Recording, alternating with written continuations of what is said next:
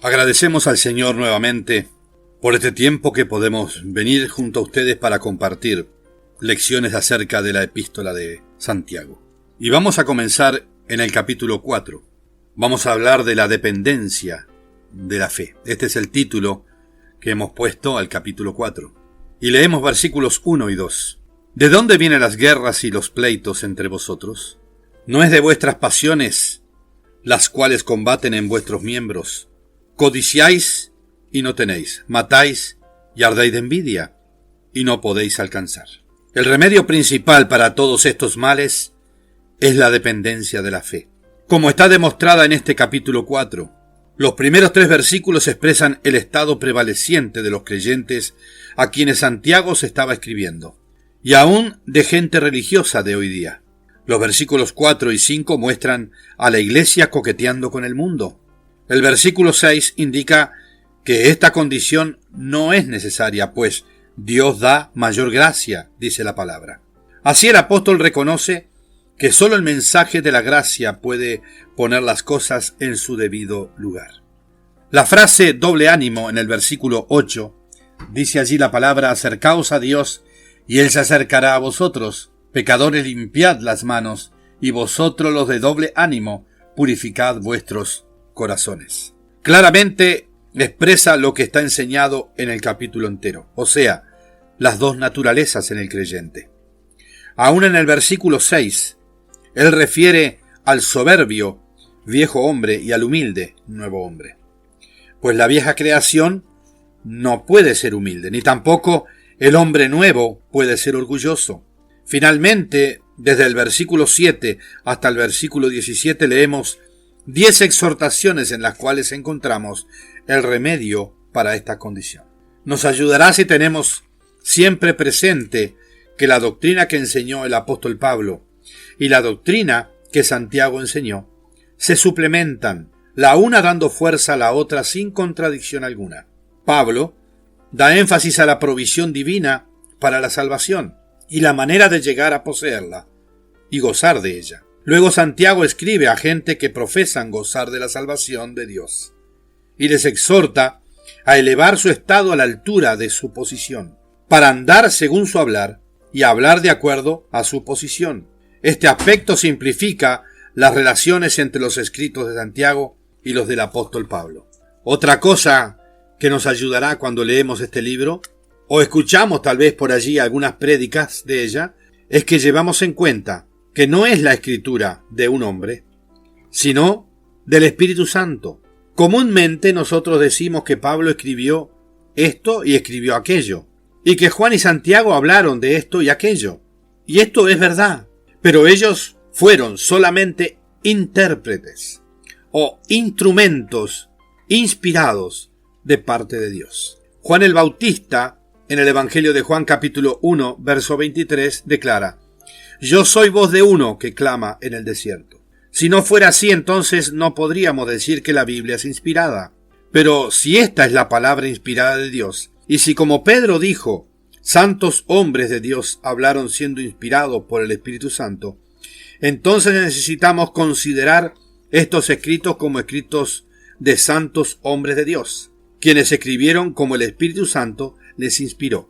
Timoteo nos da un versículo en el cual prueba que toda la escritura es inspirada por Dios y es útil para enseñar, para redarguir, para corregir, para instruir en justicia. Segunda de Timoteo capítulo 3 verso 16. ¿Por qué los hombres se alejan más y más de Dios?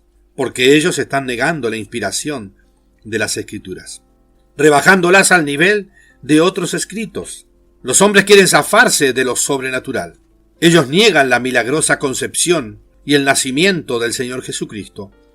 Y por supuesto, la resurrección de Jesús es un mito a sus ojos. Si eso fuera verdad, no tendríamos nada, sino un libro extraño, un libro de ficción. Y eso sería todo. Pero la Biblia no es un libro de ficción, porque es la palabra de Dios. Si leemos la verdad, alcanzamos algo para nuestro bien en esta vida y por toda la eternidad. Gracias a Dios por el apóstol Santiago. Él era uno de los 12 apóstoles que el Señor Jesucristo escogió para convenirse con él. Jesús había dicho a Santiago y a los otros 11 apóstoles, que se sentarán sobre 12 tronos juzgando a las 12 tribus de Israel. Luego recuerde que Santiago era pentecostal. Él fue llenado del Espíritu Santo en el día de Pentecostés, en la misma manera que los creyentes reciben hoy en día.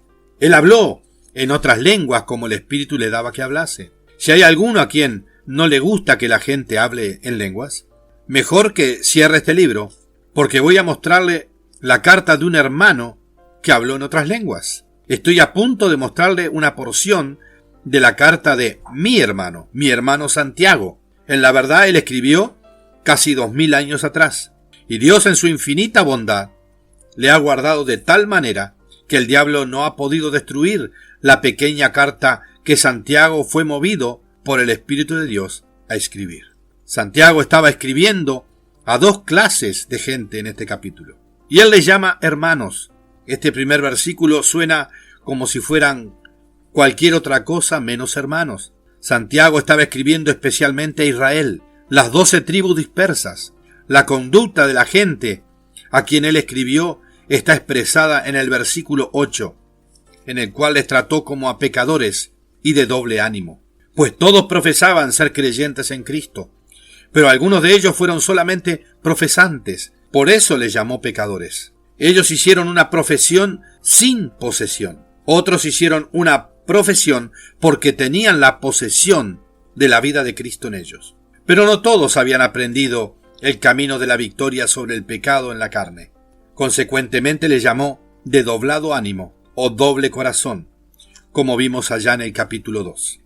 Ahora, un pecador no tiene doble ánimo. Un pecador tiene un solo ánimo, que es carnal y pecaminoso. Él está animado a actuar como a él le place hacerlo. Está animado a no rendirse a Dios, ni a buscar al Señor. Pero el hombre de doblado ánimo tiene una nueva vida, y hay veces cuando la vieja vida se enseñorea sobre la vida nueva. Gálatas 5:17 declara: porque el deseo de la carne es contra el espíritu, y el del espíritu es contra la carne, y estos se oponen entre sí para que no hagáis lo que quisierais. Es decir, uno de doble ánimo tiene el ánimo carnal y el ánimo espiritual, el viejo y el nuevo hombre en un cuerpo. Note que la causa de este estado se encuentra en el primer versículo de este capítulo 4. ¿De dónde vienen las guerras y los pleitos entre vosotros? ¿No es de vuestras pasiones las cuales combaten en vuestros miembros? La palabra pasiones quiere decir los deseos que operan en nuestros miembros. Nuestros pies quieren irse por caminos prohibidos. Nuestras manos quieren robar. Nuestras lenguas quieren maldecir y mentir. Pablo, en la carta a los romanos, dice que está llena de veneno mortal. Y los ojos buscan lo que no conviene. Nuestros estómagos están tentados a comer más de lo debido. Y nuestros oídos escuchan las cosas carnales y andamos en la dirección de los sonidos que nos atraen. Pero Jesús fue directamente a la raíz de todo esto. Y dijo: de la abundancia del corazón habla la boca. Mateo capítulo 12, verso 34.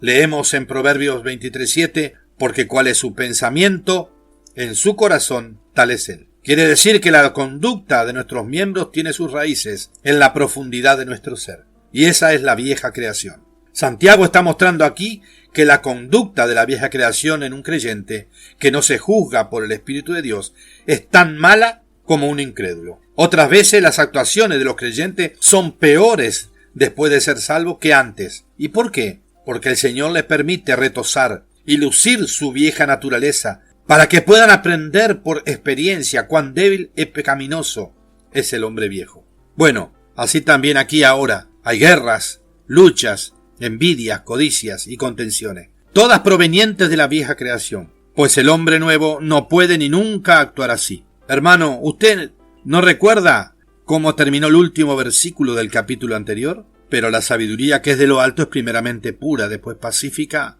amable, benigna, llena de misericordia y de buenos frutos, sin incertidumbre ni hipocresía. Esta es la descripción del hombre interior, el hombre nuevo que es nacido de arriba. Ahora note que todo lo que el mal brota de las pasiones en nuestros miembros, esto es, el pecado en la carne. Luego Santiago llama a las gentes que se rinden a estas pasiones, adúlteros y adúlteras. no necesariamente en lo físico, sino adúlteros espiritualmente. El versículo se expresa por sí mismo. Luego sigue diciendo, ¿no sabéis que la amistad del mundo es enemistad contra Dios? Versículo 4. Así que, ser amigo del mundo es ser un adúltero o adúltera en los ojos de Dios. Si quieres un comentario más amplio sobre el adulterio espiritual, lea el capítulo 16 del libro de Ezequiel. Allí Dios reprende a su pueblo Israel y le hace ver los terribles crímenes de enamorarse de las naciones alrededor suyo y de confiar en el brazo de carne. Y por hoy dejamos aquí y seguiremos compartiendo lecciones acerca de la epístola de Santiago.